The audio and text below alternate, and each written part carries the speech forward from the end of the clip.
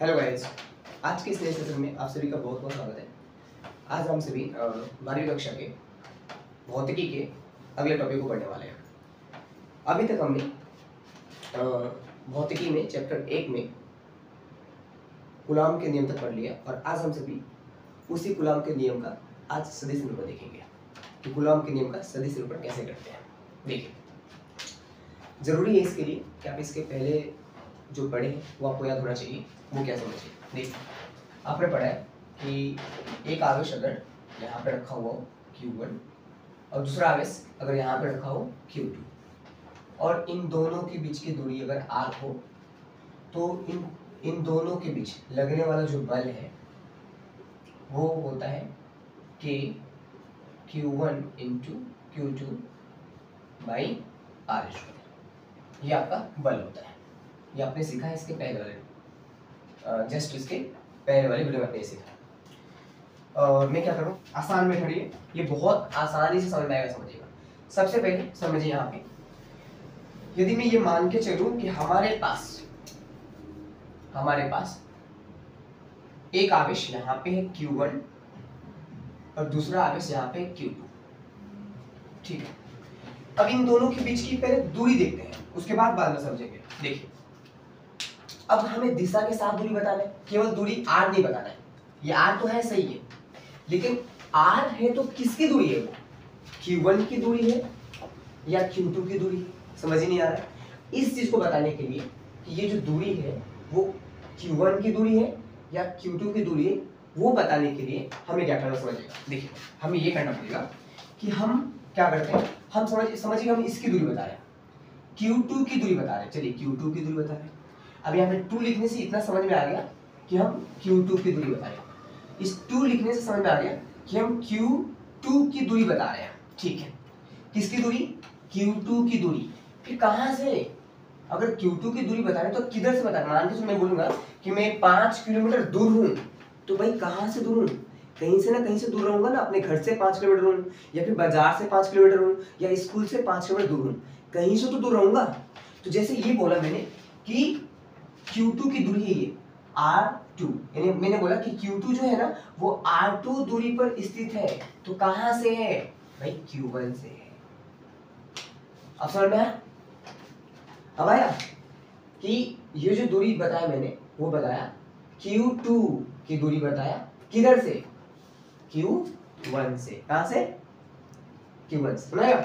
अब समझिए दूसरी चीज। अब इसकी दूरी तो हमने बता दिया, ये मैंने बताया इसकी दूरी इधर की तरफ, इसकी दूरी बताया मैंने, इसकी दूरी बताया। किसकी दूरी? Q2 की दूरी Q1 से। समझ गए? अब थोड़ा सा मैं इसको अच्छे से लिखता हूं।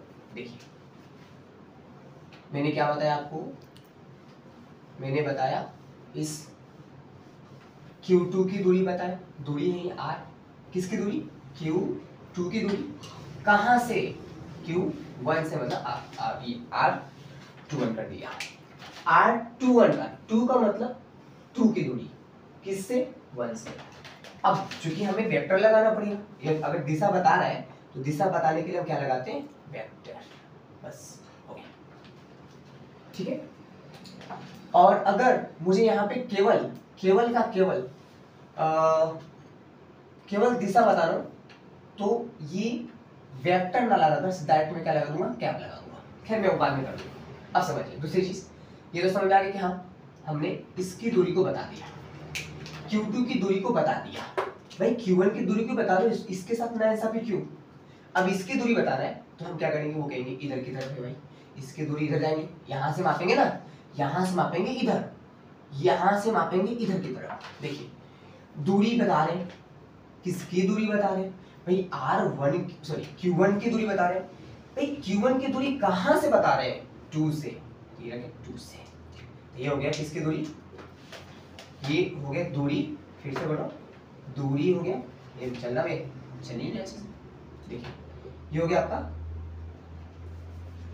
Q1 की दूरी, किससे? Q2 से। ये हो गया वेक्टर। आई होप कि आपको अच्छे समझ में आ रहा होगा। क्या समझ रहा हूं? R12 एक दूरी है, किसकी दूरी है, यहाँ बता रहे हैं 1 की दूरी है, इसकी दूरी है, किससे, 2 से मतलब इससे, इससे ये वाला कितना दूर है, R12, फिर से इससे ये वाला कितना दूर है, R1, बस हो गया, काफी है। अब यहाँ पे दोनों का मतलब समझिए, देखिए यहाँ पे आपके पास दो चीजें हैं, एक तो ये R21 वेक्टर और ये R12 वेक्टर, इसका मतलब है क्या चीज समझिए, मैंने बता चुका यहाँ पे क्या, ये है 2 यानी कि Q2 की दूरी है, Q2 की दूरी है, Q2 की दूरी किसके सापेक्ष, Q1 के सापेक्ष। अब यहाँ पे दूरी कहिए या दूरी के साथ साथ आप कहिए उसके लिए स्थिति सदिश कहिए, अगर आप दूरी नहीं कहना चाहते आप कहिए Q2 की स्थिति सदिश, स्थिति सदिश, स्थिति सदिश किसके सापेक्ष भाई, 2 की स्थिति सदिश बता रहे हैं 1 के सापेक्ष, तो कहेंगे Q1 के सापेक्ष, Q1 के सापेक्ष। इसका क्या मतलब हुआ, देखिए समझिएगा, 1 है ना पहले, तो कहेंगे Q1 की स्थिति सदिश किसके सापेक्ष, 2 के सापेक्ष, Q2 के सापेक्ष, बस ये बस होगा समझ। अच्छा ये तो स्थिति सदिश है ना, ये तो स्थिति सदिश है, यहाँ पे लिखा हुआ सदिश है, सदिश का मतलब इसमें दोनों होंगे, परिणाम भी और दिशा भी। हमें क्या चाहिए, हमें दोनों चाहिए नहीं, हमें केवल दिशा चाहिए। अब अगर केवल दिशा चाहिए तो केवल दिशा के लिए टैप होता है, तो बस हम क्या करेंगे, यहाँ पे जो R21 लिखा है ना, इस पे ये वेक्टर हटा के केवल कैप लगा देंगे। अब इसका मतलब केवल एकांक सदिश हो गया ये। अब ये R12 लिखा है, इस पे केवल कैप लगाएंगे, इसका मतलब हो गया एकांक सदिश। समझिए किसका, Q2 का या Q2 का एकांक सदिश, Q2 का एकांक सदिश हुआ। एकांक सदिश केवल दिशा बताएगा, एकांक सदिश केवल दिशा, एकांक सदिश Q1 के सापेक्ष या उसके कारण। इस पे समझिए इसका क्या मतलब, Q1 का एकांक सदिश, एकांक सदिश किसके सापेक्ष है, वो Q2 के सापेक्ष, बस क्लियर। यानी ये है जो आपको केवल दिशा बताएगा, केवल दिशा, इसमें परिणाम नहीं है। यहाँ पे क्या है, दिशा भी है परिणाम भी है, इसी का हमने केवल वेक्टर को हटा के कैप लगा दिया, और कैप केवल दिशा को बताता है, इसका कोई मान नहीं होता है, इसका कोई वैल्यू नहीं होता, ये बस दिशा को बताता है कि 1 से 2 की तरफ, ये बता रहे 2 से 1 की तरफ, बस ये बता रहे हैं, ये बता रहे कि 1 से 2 पर गए हैं, ये बता रहे 2 से 1 पे गए, ये केवल दिशा बताता है। चलिए अब हो गया बस। अब आते हैं क्या करते हैं, देखिए यहां से होती है असली खेल चालू। देखिए ये दोनों आवेश हैं, और दोनों आवेश कैसे आवेश हैं, तो दोनों आवेश धनात्मक आवेश हैं। यदि दोनों आवेश धनात्मक है, ये भी प्लस है, ये प्लस है, अब दोनों के दोनों प्लस हैं, तो ये वाला इसको दूर भगाएगा, ये वाला इसको दूर भगाएगा, दोनों एक दूसरे पे क्या करेंगे, प्रतिकर्षण बल लगाएंगे। दोनों कैसा बल लगाएंगे, प्रतिकर्षण बल। देखिए समझिए, इस Q1 ने क्या किया, Q2 पर बल लगाया इधर की तरफ, क्योंकि दूर भगाएगा, Q1 Q2 को अपने से दूर भगाएगा, और यहाँ पे एक बल लगाएगा, इसे F कहेंगे। यह बल किस पर लगा, 2 पर लगा, किसने लगाया, 1 ने लगाया, बस 2 पर लगा, 1 ने लगाया। अब चूंकि हमें सदिश लेना है, सदिश के लिए वेक्टर लगाया, ये दिशा ही तो बता रहा है, 2 पर लगा 1 के कारण, तो ये दिशा बता रहे, और ये F का मतलब परिणाम हो गया, और ये दिशा, तो परिणाम दिशा हो गया सदिश। दूसरी चीज, Q2 Q1 पे बल लगाएगा, और वो कैसा बल रहेगा, प्रतिकर्षण बल। अब ये प्लस है, ये भी प्लस है, तो ये भी इस पे दूर बल लगाएगा, इस आवेश को अपने से दूर भगाएगा, तो इस पे इसने दूर बल लगाया, इसने बल लगा दिया दूरी धर की तरफ, ये लग गया F। भाई बल लगा, किस पर लगा, 1 पे लगा, किसने लगाया, 2 ने लगाया, ये यहाँ पे इस पे लग गया सदिश, बस। अब इन्हीं दोनों बल का मान हम नीचे निकालते हैं, या फिर साइड में निकालते हैं, यहाँ पे जगह हमारे पास। देखिए कूलाम बल का बल निकालने के लिए फॉर्मूला ये लगाएंगे हमेशा, या इसको याद रखिएगा। देखिए समझिए, इसको मैं रफ कर रहा हूं। अब हमें क्या करना है, ये जो बल लगा ये वाला, इसको पहले निकालते हैं। अब बल का फॉर्मूला क्या होता है समझिएगा। मैं लिख रहा हूं F बल है, बल F1 2। जो ये बल है इसको समझिएगा कैसे निकालेंगे। अब चूंकि इस बल में क्या लगा हुआ है, सदिश लगा हुआ है, वेक्टर लगा हुआ है। सदिश का मतलब होता है इसका परिणाम भी आप लिखिए और क्या लिखिए, साथ में इसका दिशा भी लिखिए। परिणाम भी बताइए और दिशा भी बताइए, तब क्या होगा, वो सदिश होगा। ठीक है भाई, किसका परिणाम किसका दिशा वो समझिए। परिणाम किसका, बल का। तो बल का सूत्र क्या होता है, बल का फॉर्मूला क्या होता है, बल यानी कि F इजिकल टू होता है K(Q1 × Q2 R²। ये होता है ना, ये चीज यहाँ पे लगाएंगे, समझिए।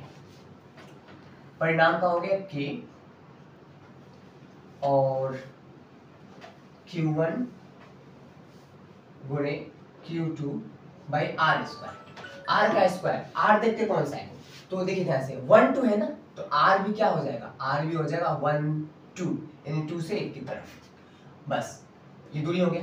दूरी के साथ हमें क्या लगाना है, इसके साथ यहाँ पे दिशा लगाना है, दिशा। अब ये 1 2 के लिए दिशा कौन सा है, देखिए तो देखिए 1 2 के लिए दिशा कौन सा है, तो 1 2 के लिए दिशा ये है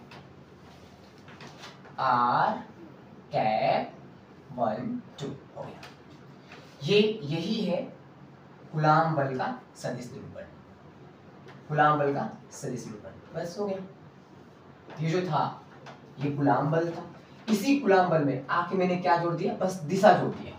दिशा कौन सा, R(1 2), हम खत्म है। अगर यहाँ पे 1 2 आया है तो यहाँ पे 1 2 आएगा, यहाँ 2 1 आएगा यहाँ पे 2 1 आएगा। बस यानी कि ये दिशा को बताएगा। आप समझ इसमें मान इसी का लिखाएगा, ये केवल दिशा को बता रहा है, ये केवल दिशा को सूचित कर रहा है और ये कोई भी सूचित नहीं कर रहा है। समझिए, ये हो गया आपका बल, ये हो गया आपका क्या, इस बल का ये जो बल लग रहा था ये वाला, इस बल का आपका सदिश निरूपण हो गया।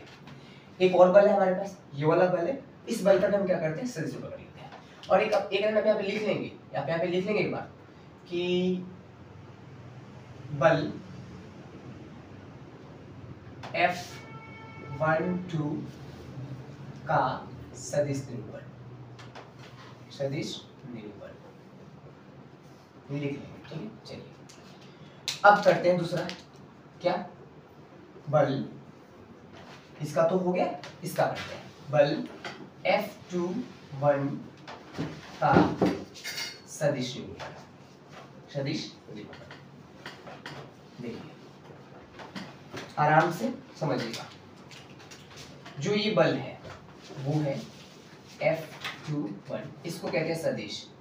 अब यहाँ पे सदिश लगा मतलब क्या, इस चीज का बल का आपको परिणाम लिखना है, साथ में आपको इसका दिशा लिखना है, दोनों लिखने हैं। समझिए, परिणाम कितना है बल का, तो बल का परिणाम यही है K(Q1 × Q2), क्योंकि अभी भी तो वही दूरी है, वही इतना ही ना इनके बीच, K1 × Q2 यही है। बीच में दूरी, दूरी देखिए, दूरी कौन सी इनके बीच, तो मैं अगर देख रहा हूँ 2 पे देख रहा हूँ 1 के कारण, 2 पे देख रहा हूँ 1 के कारण, 2 पे देख रहा हूँ 1 के कारण, तो ये दूरी है R(2 1). और इनके साथ दिशा लगाना है, दिशा 2 1 की दिशा देखिए, 2 1 की दिशा ये है R(2 1), बस हो गया। ये इसका हो गया सदिश निरूपण, बस हो गया खत्म। यानी हमारे पास दो आवेश थे, ये दोनों आवेश एक दूसरे पे बल लगा रहे थे, तो उन दोनों आवेशों पे जो लगने वाला बल था, दोनों बल, उन दोनों बल का हमने कर दिया सदिश निरूपण। बस लास्ट में लिखना है अतः समीकरण 1 और समीकरण 2, समीकरण 1 और समीकरण 2 कूलाम बल, कूलाम बल के सदिश